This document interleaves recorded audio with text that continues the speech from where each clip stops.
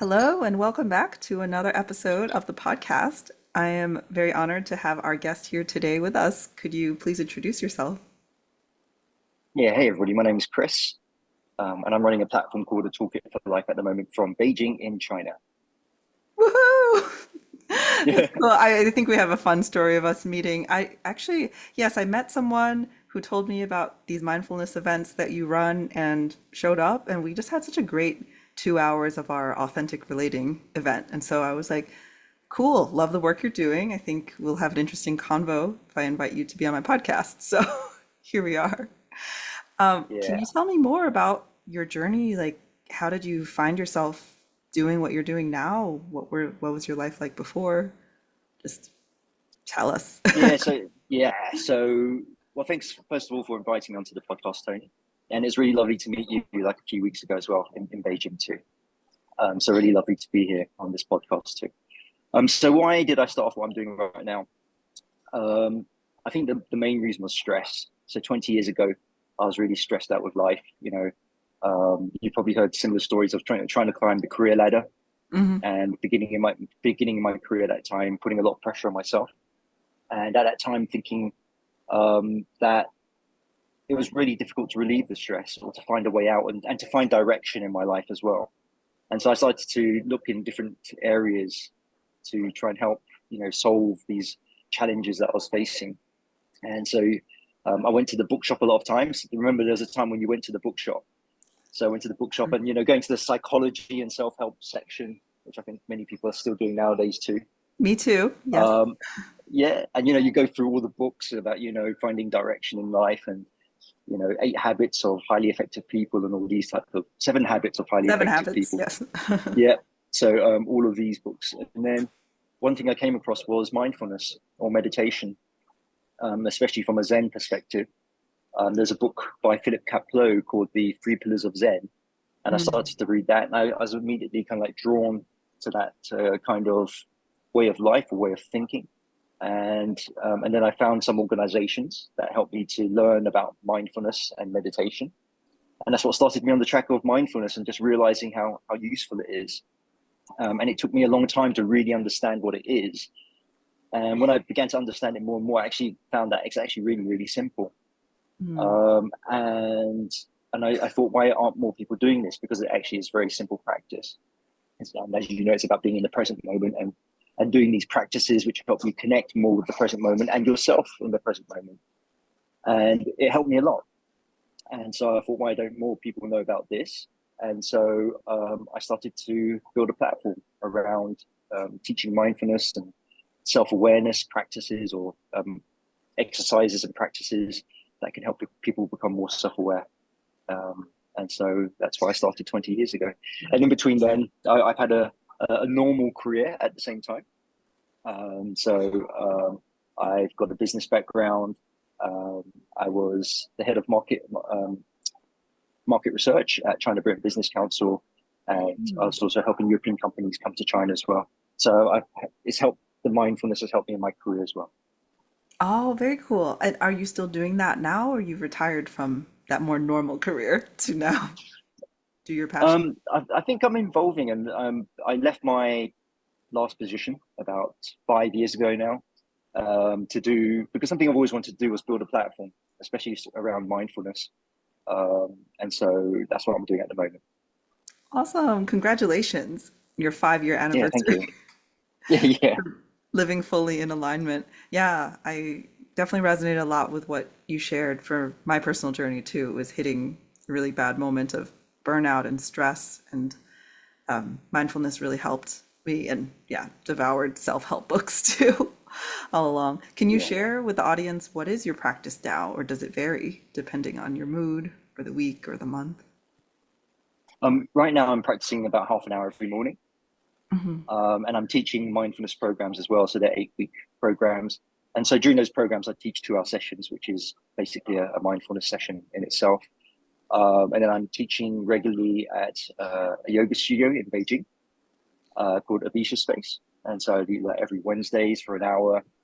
And I'm teaching lots of introduction workshops as well, or Nice. online and offline. Oh, So very cool.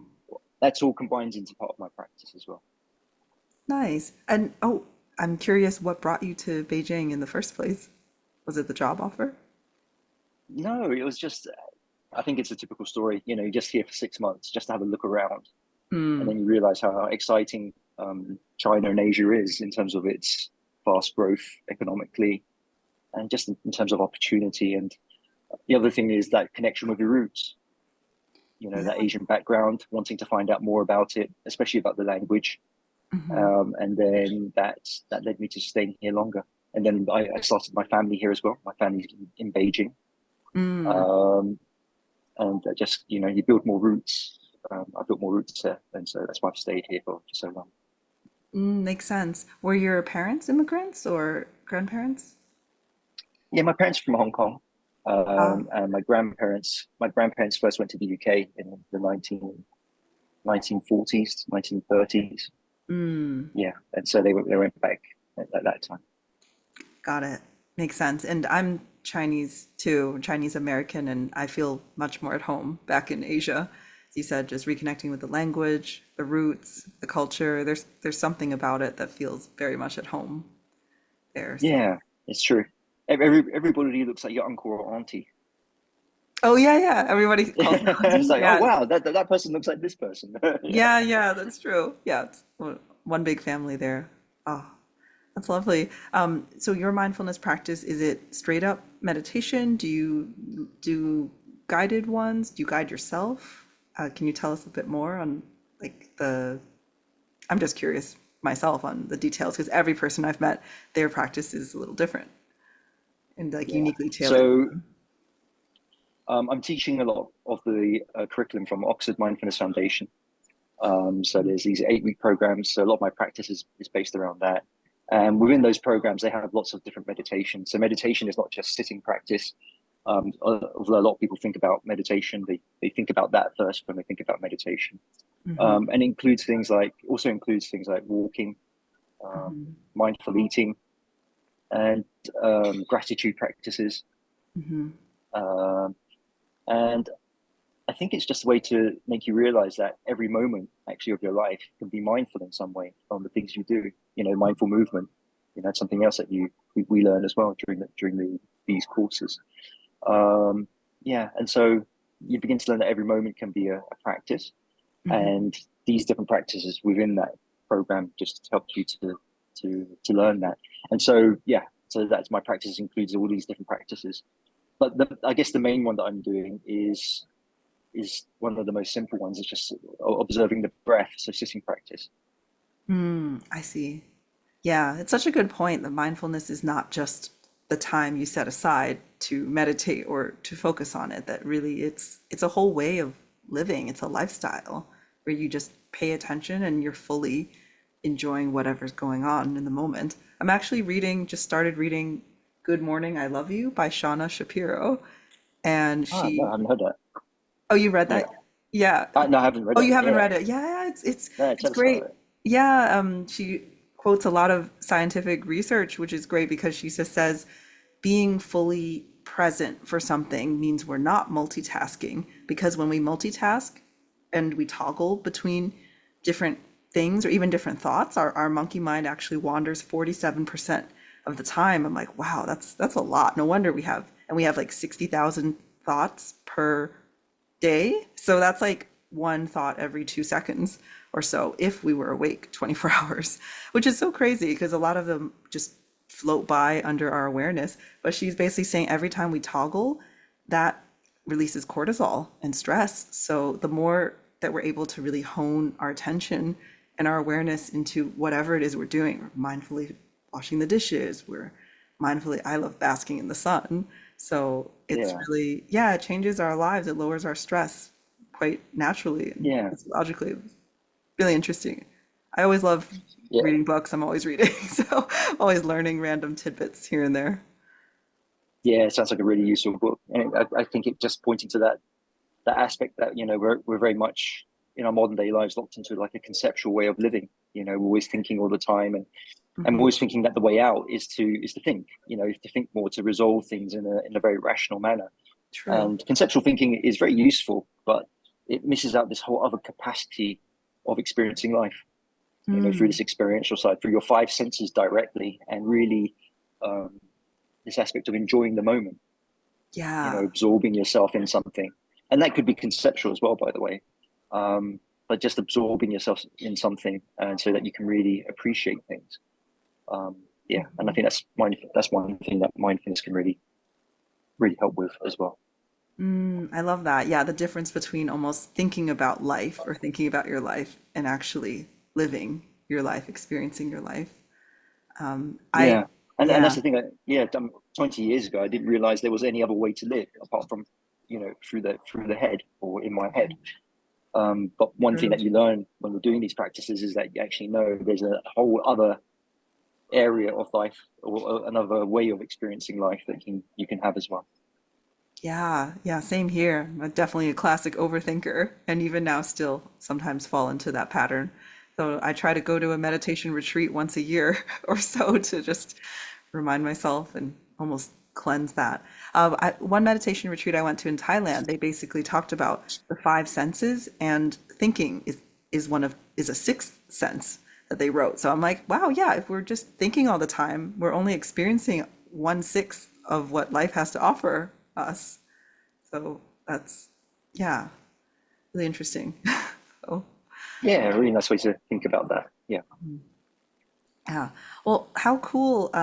Is there something you would like to share with the audience that, maybe that you'd recommend trying, or what was most helpful for you in your journey? I think the thing is just to try it. The whole thing about mindfulness is that it's experiential. Mm, Um, and as I said, it's actually quite simple, right? And a lot of the time, it's just about taking a pause. hmm And a lot of the time before, when I was at work, I always thought that the way to succeed or to get happiness in life was just to keep doing things. hmm And so one way to challenge that is just to take a pause, whenever you can, hmm um, and to engage in that pause with what you're doing, you know. hmm And that might be, I don't know, eating your lunch, or it could be having a walk somewhere, but really just taking the time to experience it on a sensing level. hmm As you just mentioned, there's six senses and there's five other senses that you can use. Really smell something or really feel something. hmm Um, you know, or even when you're doing, when you're reading or doing something conceptually, really doing it, really thinking about it, really being in the moment as you do that. Um, it's the multitasking. You mentioned that as well. That switching hmm between these different modes that can really um, take a lot of the enjoyment out of life. I think so. I think a good definition of mindfulness is just knowing what you're doing as you're doing it. Ooh, So yeah. just trying that. Yeah, just doing. Just knowing what you're doing as you're doing it hmm and seeing how that feels. Yeah. Yeah. Yeah. And with But that breath awareness. the other thing I'd recommend is actually getting to a meditation class. Having some guidance actually can be very useful. So if you can Mm, find somebody that can guide you, then hmm then I definitely recommend that. Yeah, I think some of the people I've talked to who've listened to this podcast, they're just like, I'm so bad at meditating. They've tried the guided ones. They're just like, I think I'm doing it wrong. And they just can't stop their minds from racing. Or maybe they can't feel Yeah. anything because they're so, like, overdeveloped in that thinking muscle, and the rest, Yeah. their sense of atrophied. So I'm curious what you would advise to those people. Just like a gentle starting point, if even guided meditations aren't really doing much for them. Yeah, I mean, if you can get a teacher, if you can, an experienced teacher that can guide you into what it is. Um, it's actually a tough one, actually, because I know that feeling of when I was thinking a lot or thinking just in a very conceptual way, hmm and it's not about stopping thinking either, is it? It's about just accessing a different experience. hmm So and the thing is, the practice is actually quite simple, and so I would start with something simple, like just being able to observe breathing. And when we're talking about observing breathing, we're talking about that physical sensation of feeling, like the temperature of air coming out in and out of the nose or the nostrils, or the hmm feeling of the stomach expanding and contracting. So it's a really sensual experience. Mm-hmm. Um, and just seeing if you can notice the difference between when you think about breathing and then when you're actually breathing. So just starting off simple. The other thing is a lot of people try to, they equate time Mm. with strength of practice. So they think, oh, I have done it for 2 hours or, 1 hour. Right, right. Um, and if you can do 1 or 2 minutes, that's the place to start. Mm-hmm. Maybe 1 minute even, and doing it regularly. Mm-hmm. I think that's the other thing. Maybe if you're trying to do 1 hour a week, it's not as effective as doing 1 minute every day. That's true. Yeah. Yeah, especially Yeah, and just building a new muscle yeah, skill. yeah, and just that 1 minute, really just building that capacity to pay attention to what you're doing, and that might be. And in that moment, when you're doing a breathing practice, it's observing the breath. It's just being with the breathing, just for Mm-hmm. 1 minute, Mm-hmm. and then a lot of people think, oh, but my mind, I have this monkey mind, and my mind's wandering all the time, and Mm-hmm. that's not right. But actually, that's a huge part of the practice. Just being able to notice that your brain has gone, and then bringing it back to your breathing. That's actually the practice. So if Yeah. your mind wanders, that's actually a good thing. It's the noticing of it that you think, oh Mm-hmm. gosh, my mind's wandered again, bringing it back. Everybody's mind wanders. Mm-hmm. Everybody's mind wandered, That's true. and and it's in that 1 minute where you're observing the breath. There's so much that can come from it because you realize it's not just about observing the breath. It's actually about relating to yourself. Oh. Because you're beginning to see, oh, my mind wanders, and then okay, how do you relate to yourself? Do you relate to yourself in a competitive, aggressive way? Oh, I shouldn't have done that. Why did I do that before?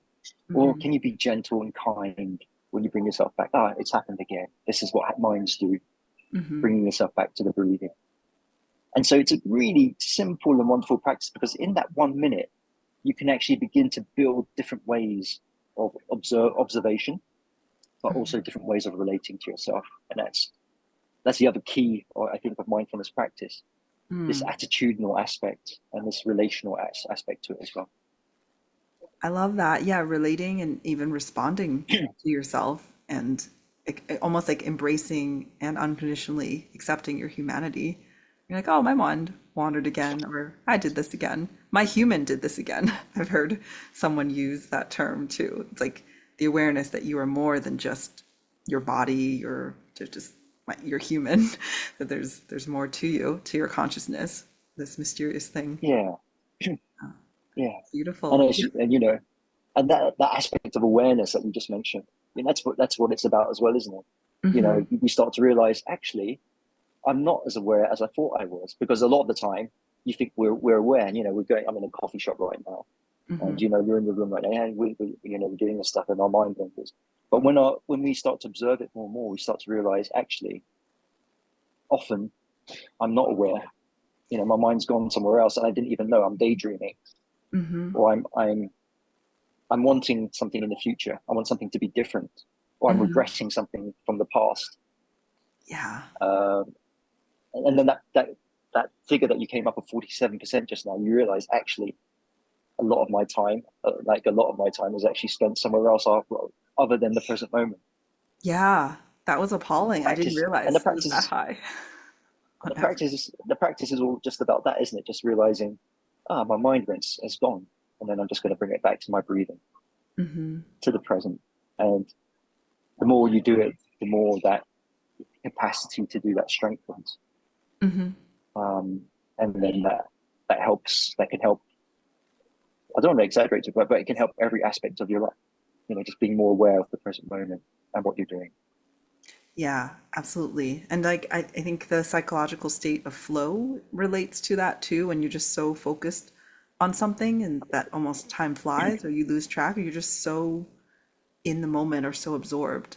And I think it, yeah, correlates a lot with health and happiness and all these and feelings of fulfillment and meaning and purpose. All the things that we want more of in our life. Many of us do. Yeah, Yeah. Going yeah, back to the relating, yeah, we meant to touch on relationships and mindfulness, the intersection of that in this conversation as well. I'm not sure what to yeah. ask about that, but just if you have any preliminary thoughts about that topic. to share at the moment? Well, I think the interesting thing when we do mindfulness practice and we're talking about relationship or relating, I think we can start to ask the question, what isn't a relationship?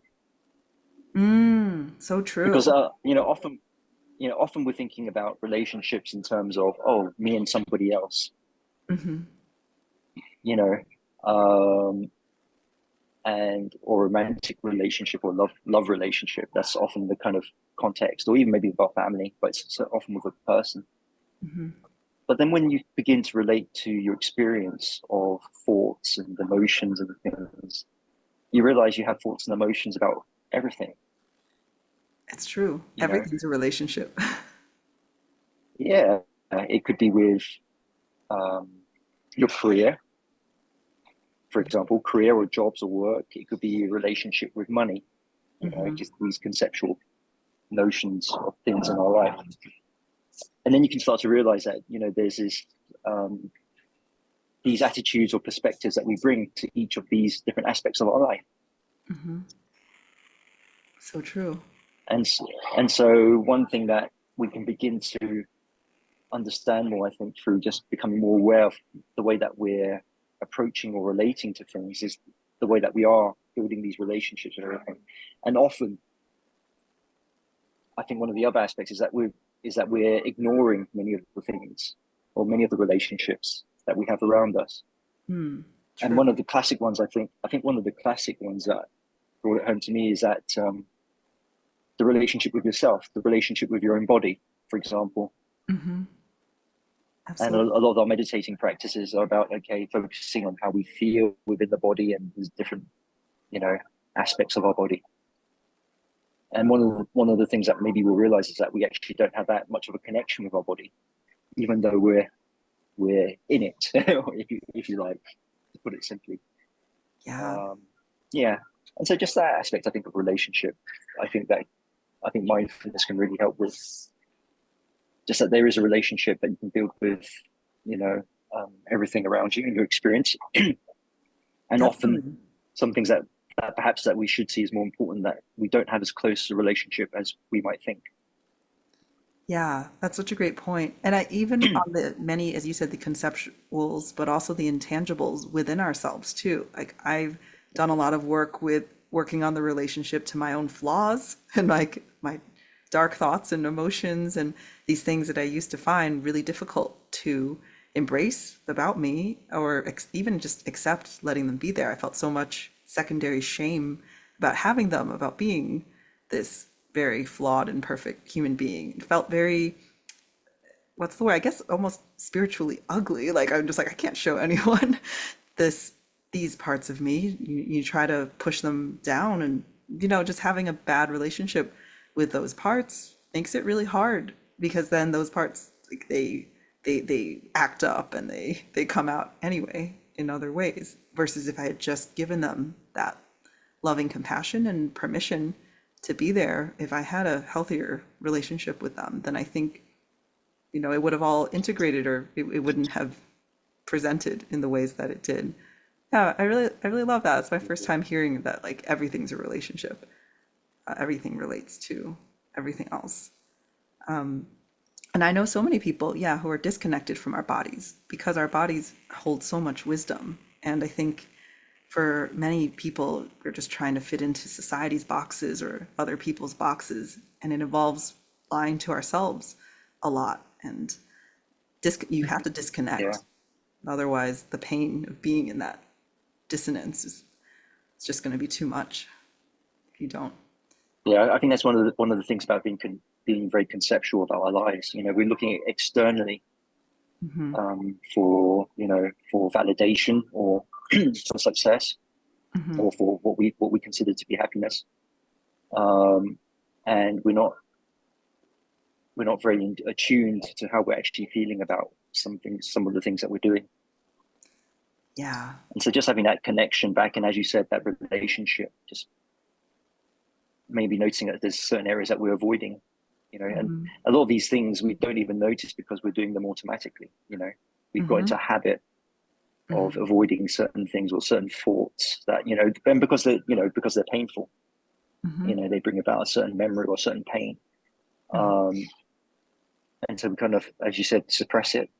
But being able to just be able to know that it's there and to acknowledge it, giving it respect in a way, Hmm. can help a lot in helping us process it and manage and relate to it. Yeah, definitely. Yeah. Yeah. So good. I think another thought that came up is when you said, or I don't remember where I read it, but I think it is true. That we can only pay attention. Our brain filters everything that's going on because we have so much sensory input going on.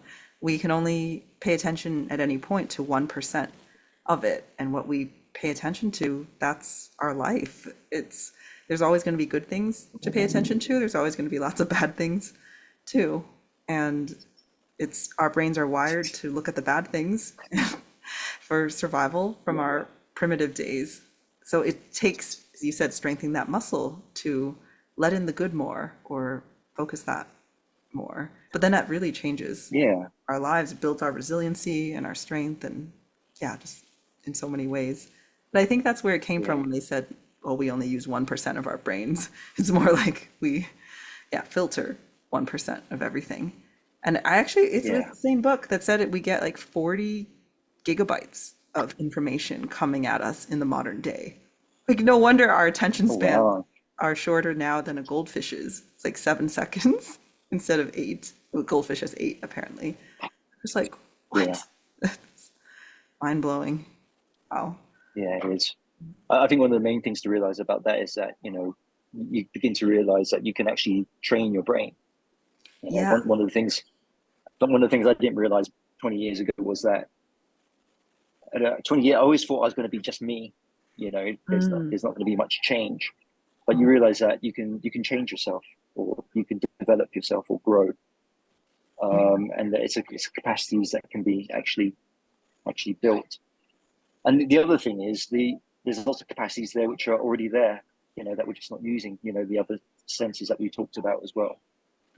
So just being able to tap into them can give people a vastly different experience of the way that they experience life.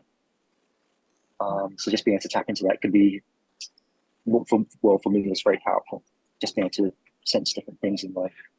Yeah, definitely. And like experiencing a possibility that you didn't think was there before. That, yeah, it sounds absolutely life changing to do that. Yeah, or just experiencing life. It makes you, the other thing that, talking about relationships and stuff, it makes you realize that we're actually in a very privileged position Hmm. as humans. We are. And we take things for granted very easily. I'm in a coffee shop, it's very comfortable and, you know, easy. And, but I'm very lucky to be here, you know, Hmm. in this moment, sitting with you. And I think we dismiss a lot of things, maybe at work, with colleagues. Hmm. And maybe you've been working with a colleague for a long time, but they're just that colleague. Yeah.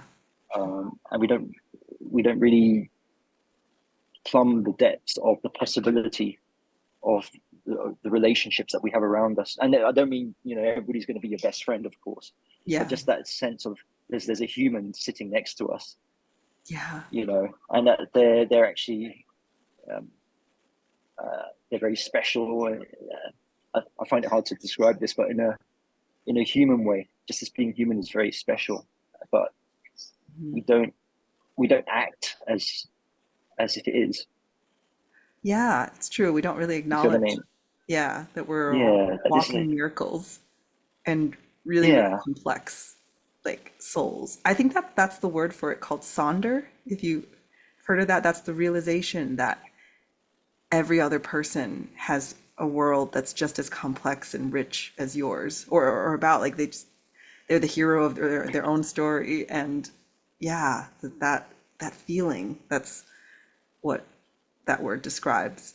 And yeah, when I learned that, I yeah, was like, wow, yeah, I can't even like describe my response to that. Just like a feeling of awe, I guess. And yeah, yeah, exactly. Is that when you begin to just realize there's a person there, and there's that feeling of wow, That's Hmm. actually quite amazing. That feeling of awe, Hmm. there's somebody just sitting there, being them, Hmm. not needing to be anybody else. I think Hmm. that's actually a very interesting thing to realize, and something that mindfulness helps with as well.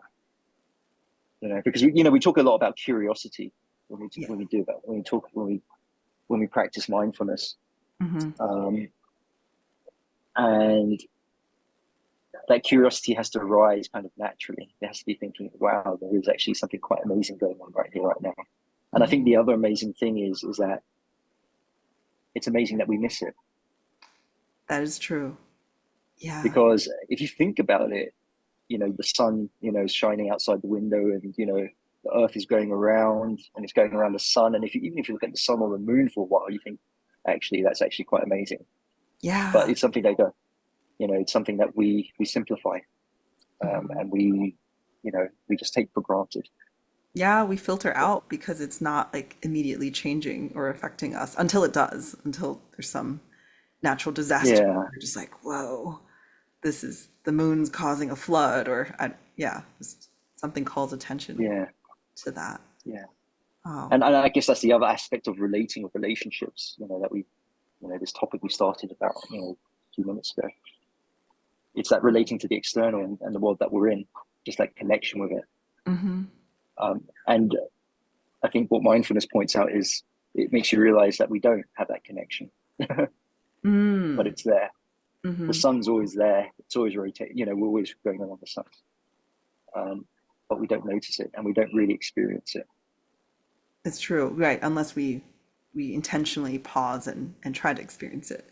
I wanted to Yeah, but go back real yeah, quick. We only have a few minutes left, but I just wanted to go back on like when you said you didn't think that you could change or be a different person. Like how, if you could summarize, like how is that? Like how have you changed? Like what surprised you most about your growth or your journey? I think one of the main things is back then everything was quite circular in the way that I was thinking. Mm-hmm. It's linear and circular. Mm-hmm. So very much rational mind, and thinking, okay, the world should be like this, and I have to make progress like this, Mm-hmm. and I have to become a manager and director, and all these different things. And there's a lot of worry back then as well. Mm-hmm. It becomes kind of like circular. Um, and so one of the main things was just being able to observe that, actually. I think Mm-hmm. was one of the main things. Just being like, oh, I'm actually worrying, and this is actually not doing me very good. Mm-hmm. And just that aspect of being able to observe things makes you realize that you don't actually have to be in your thoughts. Yeah, that's true. Creating some You could, separation. but the other thing I think that is really key, that I think people miss about mindfulness practice and meditation, is that even though you're observing your thoughts, it's not about relaxing. Mm. Simply about paying The obs- attention. the Yeah. observation is engaging and active, and I was on the wrong road for this for a long time as well, where I thought my zoning out was meditation, but Mm-hmm. actually zoning out, it might help you feel a bit relaxed Mm-hmm. and avoid some pain, but it's actually not the practice. The practice is actually understanding yourself more by observing what's happening. And Oh, so that yeah. just adopting that position where you're engaging, and it's very engaging. You're actively finding out more about yourself and how you relate to the world. So Mm. just that aspect of engaging and realizing that it's an engaging practice made a huge difference in my life. I love that. Wow. Yeah, not just about relaxing, it's about engaging. Oh, this is so good. We'll have to bring you back for part two, but we have 30 Oh, seconds left on our well, that interview. went really So, quick. real quick, how can people connect with you so they can continue such conversations or experience mindfulness? Can connect with me in my WeChat. That's one way. So that's Cheung China. That's my WeChat ID. Or connect through you as well. Sounds good. Yes, reach Yeah, out to me. just send an email to Tony, and you can connect through